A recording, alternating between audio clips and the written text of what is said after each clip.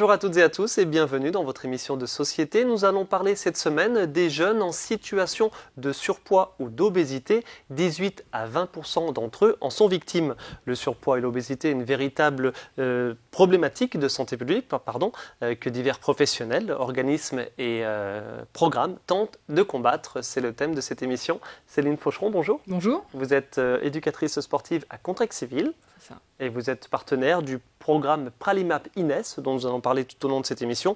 Pralimap INES pour promotion de l'alimentation et de l'activité physique et INES pour inégalité de santé. Vous êtes partenaire. Serge Briançon, bonjour. Bonjour. Vous êtes professeur au CHU de Nancy, directeur de l'école de santé publique. Vous intervenez également à l'Université de Lorraine et au CHU de Nancy. Vous êtes responsable du service épidémiologie. Et vous dirigez ce fameux programme Pralimap INES dont on va parler. Bérénice de Chazot, bonjour. Bonjour. Diététicienne à Remiremont. Tout à fait. Partenaire également de ce programme. Et enfin Pascal Imbert, bonjour. Bonjour. Vous êtes chef de cuisine au collège Louis Pergaud de Châtel-sur-Moselle. C'est ça. Merci à tous les quatre d'être sur ce plateau. Combattre le surpoids et l'obésité des jeunes, évidemment, un thème récurrent, une problématique de santé publique, comme je l'ai dit en introduction. Serge Briançon, ce programme Pralimap INES, je vais y arriver, promotion de l'alimentation et de l'activité physique et INES pour inégalité de santé. Qu'est-ce que ça cache? C'est un programme qui s'adresse aux lycéens. Tout à fait, donc c'est un programme qui a été mis en place sur l'ensemble des lycées des Vosges, plus précisément pour les élèves qui entrent en classe de seconde et pour lequel nous proposons déjà on peut appeler un repérage, un dépistage des élèves en surpoids ou obèses, et auquel ensuite nous proposons un accompagnement pendant toute l'année de seconde. Alors c'est un programme récent, nous en sommes, dites-moi si je me trompe, dans la seconde phase, en tout cas sur notre département.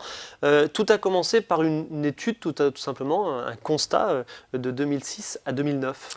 Voilà, alors Pralimap INES en fait est né d'un constat qui a été fait autour d'une étude précédente Pralimap, simplement, sur la première partie, et qui a été développée pendant 3 ans sur 24 lycées de l'ensemble du territoire lorrain, répartis équitablement dans tous les départements, et dans laquelle nous avons testé, évalué plusieurs stratégies.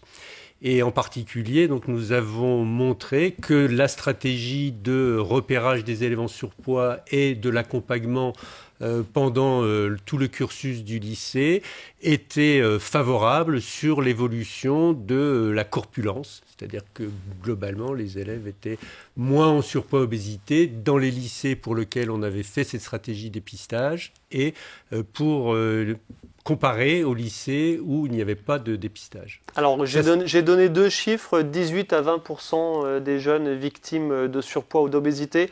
En détail, on en sait un peu plus? Alors, c'est effectivement ce constat, donc c'est à peu près les chiffres en Lorraine et sur la France entière, avec une répartition autour de 14% pour le surpoids simple, disons, et 4% d'obésité, c'est-à-dire de surpoids beaucoup plus marqué. Alors je dirais mais, et c'est ça aussi que nous a montré Pralimap, c'est qu'il existe de grandes inégalités sur la répartition en fonction du territoire lorrain, des différences entre les élèves qui sont en lycée généraux et ceux qui sont en lycée professionnel, et finalement des différences importantes selon la catégorie socio-professionnelle des parents. Est-ce une nouveauté, cette information, cette révélation? Puisqu'évidemment, quand on parle de surpoids et d'obésité, on pense tout de suite à la malbouffe, on pense tout de suite à trop de sédentarité. Mais cette notion d'inégalité de santé face à des considérations sociales, socio-économiques? Alors hélas, non, c'est pas une constatation récente, c'est une constatation bien connue, et bien connue notamment en France, où probablement les inégalités sont plus grandes que dans d'autres pays européens. D'accord. Et dans le domaine du surpoids, ce qui est par exemple frappant, c'est que ces inégalités ont plutôt tendance actuellement à s'aggraver. C'est-à-dire qu'actuellement, toutes les campagnes de promotion de la lutte contre le surpoids et l'obésité paraissent surtout être plus efficaces et profiter aux personnes de catégories plus favorisées et moins à celles de catégories plus défavorisées, probablement parce que les recommandations qui peuvent être faites de façon générale et qui s'adressent à l'ensemble de la population sont moins adaptées. C'est-à-dire que les personnes ne peuvent pas les mettre en œuvre pour des raisons, différentes raisons, dont des raisons financières, d'accès à l'alimentation, d'accès aux soins, de difficultés donc sur cette prise en charge. Et c'est ça que nous avons voulu essayer de combattre et dans Pralimapines, que nous avons donc mis en place sur le département des Vosges. Dans les 22 lycées vosgiens, vous l'avez précisé, on va y revenir. Bérénice de Chazot, on va voir une petite infographie par rapport à l'IMC, l'indice de masse corporelle. Est-ce que vous voulez bien nous rappeler comment ça se calcule? On va le voir en image également. Et puis, voilà, le résultat de ce calcul.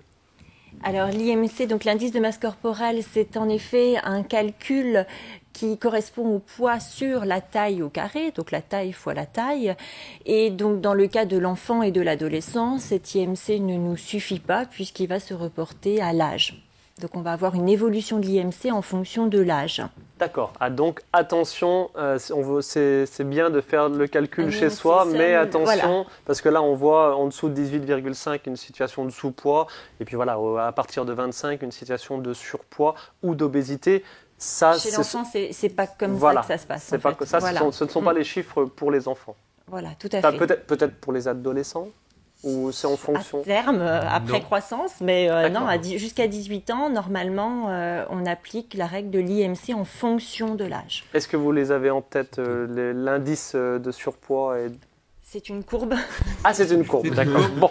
Pour le dire d'une façon, c'est en fait, on est en surpoids à l'adolescence si on est sur la courbe qui va mener à 25 à 18 ans. D'accord.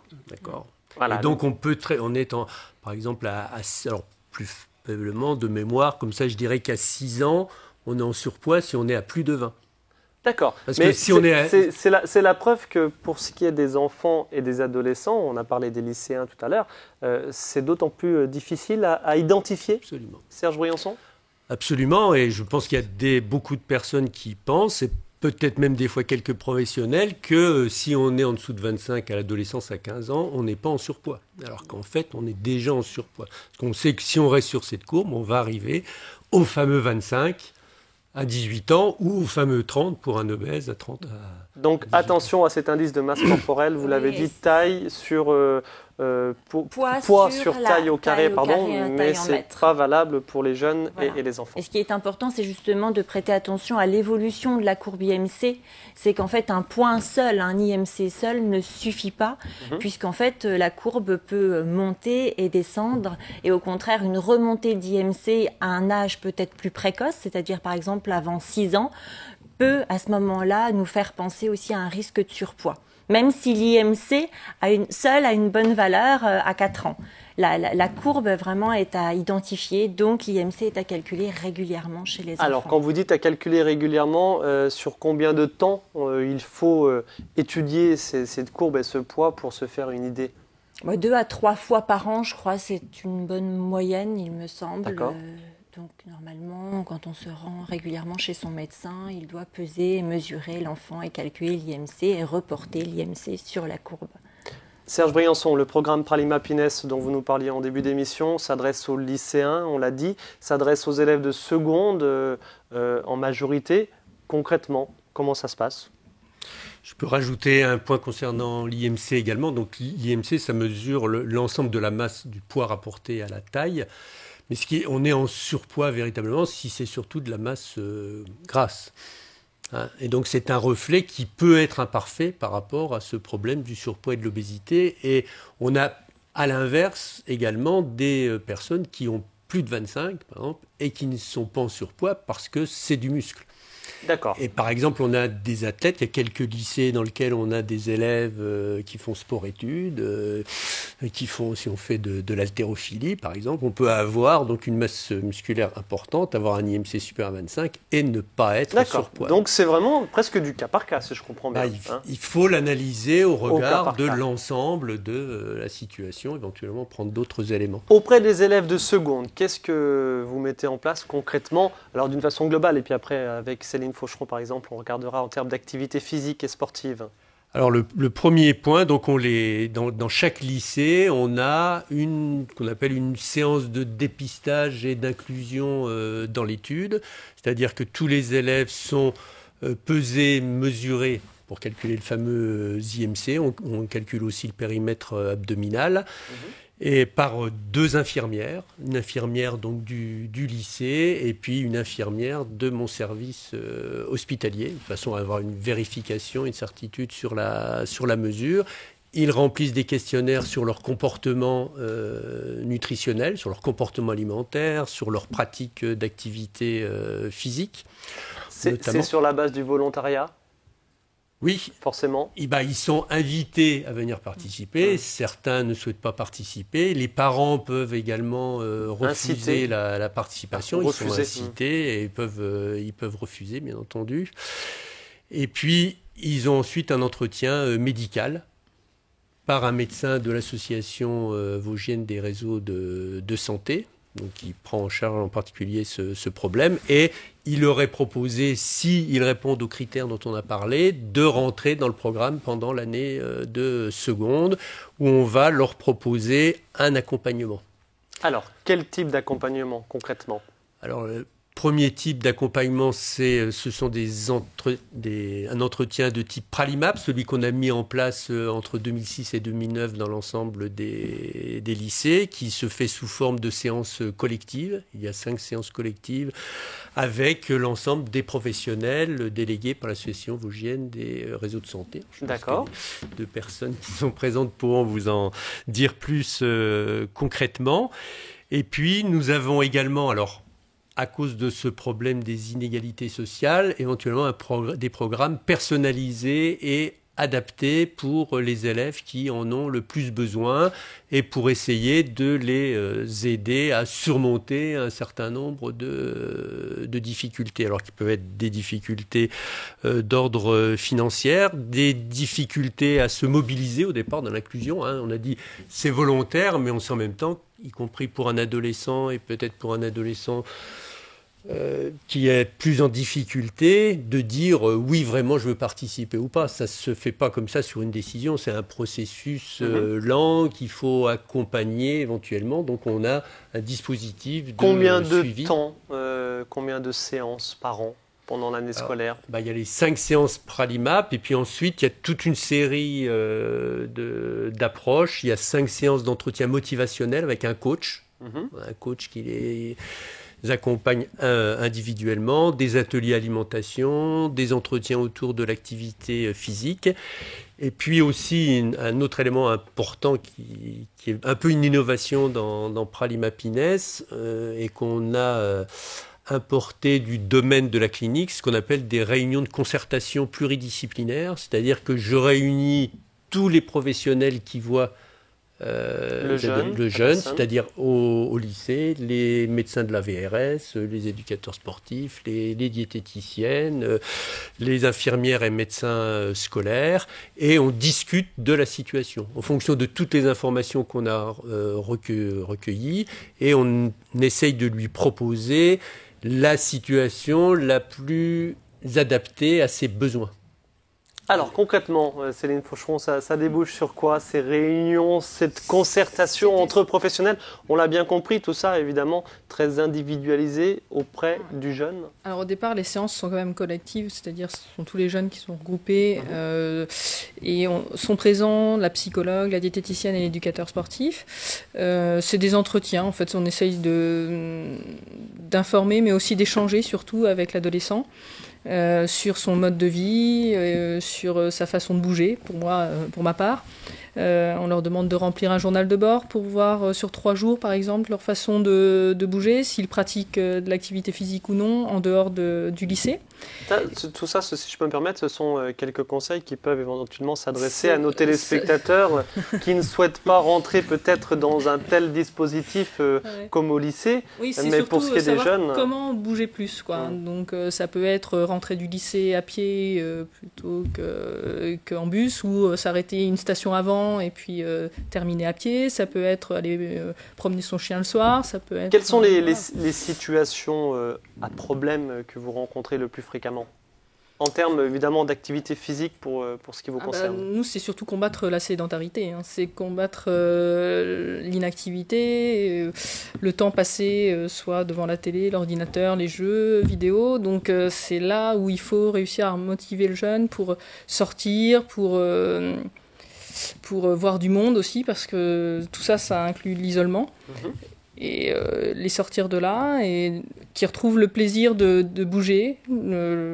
Souvent, ce qu'ils font au lycée, l'EPS pratiqué au lycée, ils perdent confiance en eux parce qu'ils sont en échec. Donc leur refaire en concurrence aux petits camarades. Voilà, et puis souvent mis de côté. Donc là, c'est tout retrouver l'estime de soi, quoi, pour pouvoir de nouveau se rendre compte qu'on est capable de faire des choses et de réussir. Alors on a bien compris que ça passe sur l'aspect psychologique, mais il y a aussi évidemment du travail de terrain. Ouais. Ça peut être des ateliers où là on va essayer de leur apporter d'autres activités que celles qu'ils pratiquent au lycée, c'est-à-dire là où elles sont en échec, des activités nouvelles. Par exemple, ça peut être des jeux, des sports qui sont peu connus encore, enfin en France, comme le kinball, des choses comme ça, des sports collectifs, mais sans contact. Et moins peut-être violent que le football ou le handball. Oui, par exemple, ouais. Donc c'est des choses en plus ludiques, assez ludiques, qu'ils ne connaissent pas, donc ils rentrent plus facilement dans l'activité. Ok, le kinball, c'est quoi en quelques mots? Je découvre le nom comme vous, peut-être. C'est un sport qui vient du Québec, en fait, et qui se joue avec un ballon qui fait 1,20 m de diamètre. Donc 3 équipes, et le but du jeu, c'est de rattraper le ballon avant qu'il ne touche le sol. Voilà. 1,20 m de diamètre. 1,20 m. Ça fait beaucoup. Donc c'est très ludique, justement. C'est très ludique, j'imagine. Ouais. Okay. Et puis évidemment, il y a l'aspect alimentation, Bérénice de Chazeau, dans ce programme Pralima Happiness, vraiment à destination des lycéens, vous l'aurez bien compris. Quelle approche avez-vous sur ce qui est de la nutrition pure ? Donc bien entendu, on rappelle les repères de consommation, mais qui sont en général très bien connus, puisqu'ils font partie du programme national de nutrition santé, ils sont répétés, lus, donc c'est la consommation des fruits et légumes, des produits laitiers, etc. Mais je crois que les élèves rencontrent surtout des difficultés dans l'application.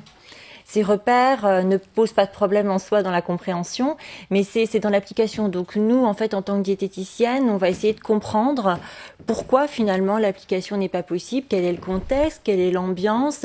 Céline a parlé de plaisir, le côté social et de convivialité dans le sport, enfin tout du moins dans l'activité physique.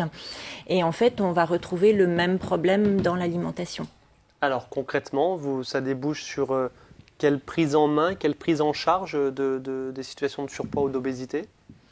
C'est-à-dire que on va essayer de comprendre par exemple pourquoi le rythme alimentaire de 3 repas n'existe pas, pourquoi il y a un saut de repas. Donc ça peut être aujourd'hui n'importe quel repas, il n'y a pas que le petit déjeuner, parfois les déjeuners sont sautés. Et plutôt que je dirais répéter qu'il est important de prendre un petit déjeuner, on va surtout essayer de comprendre ce qui pose problème. Et pourquoi alors généralement ces sauts de repas ? Ça peut être un modèle familial qui n'est pas là, donc ça c'est pas pour donner une culpabilité aux parents, mais c'est vrai qu'on rappelle toujours aussi que quand on a l'exemple en fait au sein de la famille, il est plus facile aussi de prendre du plaisir, prendre son petit déjeuner seul le matin quand tout le monde reste au lit ou quand tout le monde est parti, c'est pas évident. Donc le saut du déjeuner aussi le midi, c'est vrai que heureusement que la restauration scolaire, bien souvent, est là justement pour donner en fait ce repas qui est aussi une façon de faire une pause. ce n'est pas que manger, mais c'est aussi prendre du temps pour soi, pour discuter, pour partager. Et je dirais, les aliments sont d'autant mieux perçus qu'ils sont pris dans ce contexte en fait de convivialité. Donc on va plutôt baser ces séances en fait sur une discussion, sur répondre en fait aux attentes aussi des adolescents, plutôt que de leur donner vraiment des conseils stricts. D'accord, vous n'avez pas parlé du goûter. J'imagine que plus le temps passe, moins le goûter est pris. Alors, c'est vrai, vous avez tout à fait raison. C'est qu'en effet, il y a une disparition du goûter. Alors, j'entends le goûter de l'après-midi, car on sait que la collation du matin n'a vraiment pas lieu d'être. Mais c'est vrai que du matin, de la fin de matinée, vous voulez dire? Oui. Plutôt. Voilà.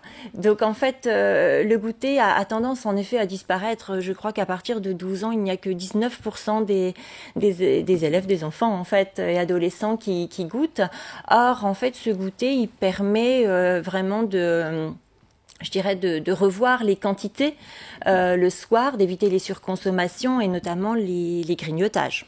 Puisqu'il y a un réel besoin, en fait. Donc, forcément, si souvent, je ne goûte pas, c'est déjà ça en moins, et au final, il est très souvent compensé, ce goûter, par des pour aliments. le coup, il y a un sacré travail à faire, si je peux me permettre, effectivement, dans la réhabilitation du goûter pour changer les esprits à ce sujet-là.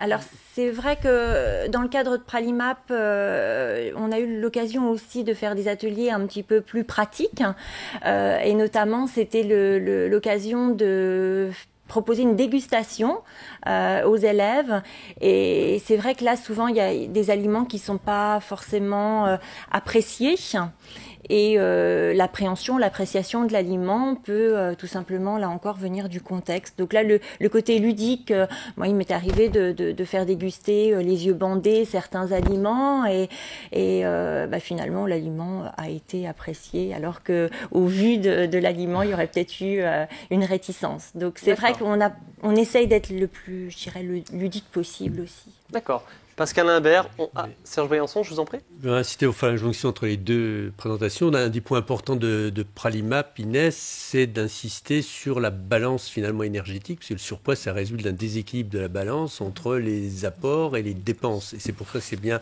alimentation et activité physique, et que ce qui est important pour ne pas grossir, maigrir, c'est de rééquilibrer cette balance, alors qui peut être déséquilibrée d'ailleurs d'un côté ou de l'autre. Et donc ça, c'est très important. Et moi, j'ai souvent remarqué que beaucoup de personnes n'ont pas conscience de ça. Puis éventuellement, soit on va se somnibuler sur la partie, il faut que je fasse du sport, et comme ça, les incarnés, on ne tient pas compte. Ou à l'inverse, on se focalise sur l'alimentation sans tenir compte que sa dépense d'activité physique est importante. Et ça, c'est un des points qui me paraît essentiel dans l'esprit de la lutte contre le surpoids. C'est fondamentalement un problème d'équilibre énergétique. Un point que vous avez bien fait de rappeler, effectivement. Cet équilibre, quand on parle d'équilibre alimentaire uniquement pour le coup, il y a aussi une question de produits, de denrées alimentaires.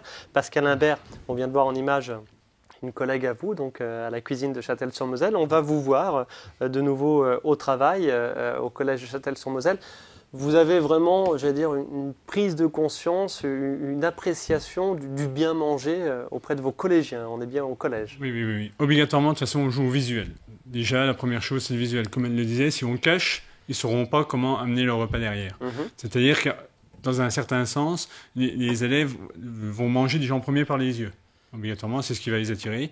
Et après, des fois, en changeant... D'autant plus dans un self, comme on va le voir en image. Tout à fait. Des fois, le contenant, il joue, la couleur va jouer. Et après, on peut mettre la même chose. Ça va être le contenant qui va les attirer.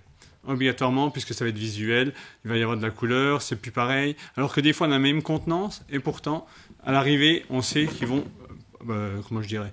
accepter ce produit parce que c'était l'aspect qui les a attirés. D'accord. Alors, après, on arrive tout ce qui est nutrition, on arrive à avoir tout ce qui est produit, ce qu'on appelle gras. Nous, en mettant du yaourt, obligatoirement, si les élèves ne le savent pas, c'est en goûtant, ils se disent mais ça va pas changer. Et en fin de compte, on a plus ou moins revu la recette en mettant un produit moins gras, ce qui fait qu'à l'arrivée, on arrive plus ou moins à les habituer. Et eux, tout ce qu'ils voyaient, c'était l'aspect au départ.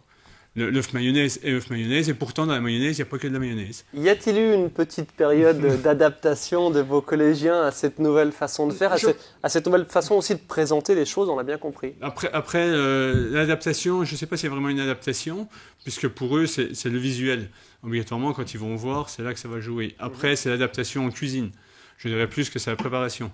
Après, une fois que la préparation... plus de travail, hein, on peut le dire. Voilà, après, une fois que la préparation est lancée, que les cuisiniers ont l'habitude de préparer ce produit, après, c'est bon. Mais au niveau des élèves, je ne pense pas que on pourrait leur poser la question, je ne suis même pas sûr qu'ils s'en rendraient compte. D'accord, alors peut-être pas une période d'adaptabilité, mais en tout cas, la notion de plaisir, je pense, a été retrouvée. C'est ça, c'est le plaisir, hein, obligatoirement. Quand on regarde quelque chose, c'est au plaisir, c'est aux yeux, il faut que ça brille, et c'est là qu'on y joue, quoi, hein, obligatoirement. C'est ce qui va les attirer en premier. C'est pas obligatoirement le produit, mais après, c'est l'œil qu'il faut leur faire briller l'œil, quoi. D'accord. Et on va le préciser également, ce n'est pas une conséquence, mais vous travaillez beaucoup avec des producteurs locaux, donc des produits qui ont peu voyagé, qui sont très frais. Ça aussi, c'est la clé du succès d'une...